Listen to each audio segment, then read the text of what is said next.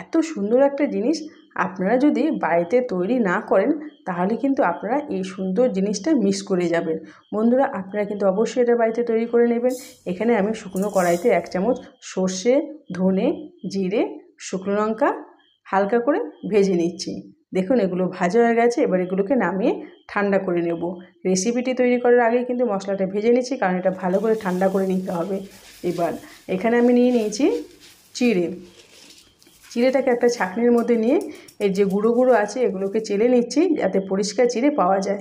এই চিড়েগুলোকে তেলে এরকম ভেজে নেব। খুব সহজেই কিন্তু আপনারা এইভাবে তেলে চিড়েটা ভেজে নিতে পারেন। অল্প সময়ের মধ্যে কিন্তু চিড়েটা খুব সুন্দরভাবে একদম মুচমুচে করে ভাজা হয়ে যাবে। দেখুন চিড়েগুলো ভাজা হয়ে গেছে। এবার তেল ঝরিয়ে নেব ভালো করে। তেল ঝরানোর পরে একটা ন্যাপকিনের ওপরে এগুলোকে ঢেলে নেব, যাতে তেলটা এর মধ্যে না থাকে। আর এবার নিয়েছি চিনেবাদামগুলোও তেলে এইভাবে লাল লাল করে ভেজে নেব। দেখুন বন্ধুরা, দেখতে দেখতে বাদামটাও ভাজা হয়ে গেল। এটাও চিড়ের মধ্যে ঢেলে নেব। এবার ভেজে নেব ছোলার ডাল। ছোলার ডালটা ভালো করে মুছে পরিষ্কার করে নিয়েছি। এটাও বেশ মুচমুচে করে ভেজে নেব। এটাও চিড়ের মধ্যে ঢেলে দেব। এই জিনিসটা তৈরি করলে বাড়িতে কিন্তু তৈরি করা অবস্থায় বেশি দিন থাকবে না, তৈরি করা মাত্রই কিন্তু এটা শেষ হয়ে যাবে। এবার নিয়েছি কিছু কাজু বাদামটাও তেলে একদম মুচমুচে করে ভেজে নিয়েছি। এটাও চিড়ের মধ্যে ঢেলে দিচ্ছি। এবার নিয়ে নিয়েছি কিছু কিশমিশগুলো ভালো করে মুছে নিয়ে এগুলো তেলে সুন্দর করে ভেজে নিয়েছি। দেখুন কত সুন্দর একদম ফোলা ফোলা হয়ে গেছে। এগুলো চিড়ের মধ্যে ঢেলে নিয়েছি। সব ভাজাভুজি শেষ। এবার 4টে শুকনো লঙ্কা ভেজে নিয়েছি, এগুলো চিড়ের মধ্যে ঢেলে দেবো। কিন্তু শুকনো লঙ্কাগুলোকে গুঁড়ো করব না, গোটা গোটা অবস্থাতেই রেখে দেবো। এবার নিয়েছি কারি পাতা।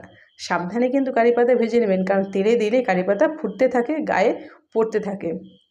একটু নাড়াচাড়া করতেই কারি পাতাগুলোও ভাজা হয়ে গেছে। এগুলো চিড়ের মধ্যে ঢেলে দেব।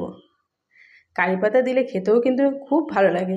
এবার যে মশলাটা আমি ভেজে নিয়েছিলাম সেটাকে গুঁড়ো করে নিচ্ছি।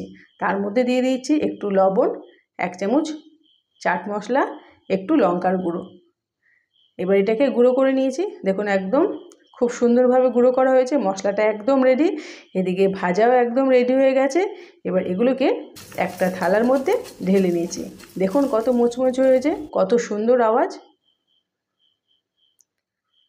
সবগুলো থালার মধ্যে ঢেলে নিয়ে এবার যে মশলাটা তৈরি করে নিয়েছি সেটা এই থালার মধ্যে পুরোটা ঢেলে দেব।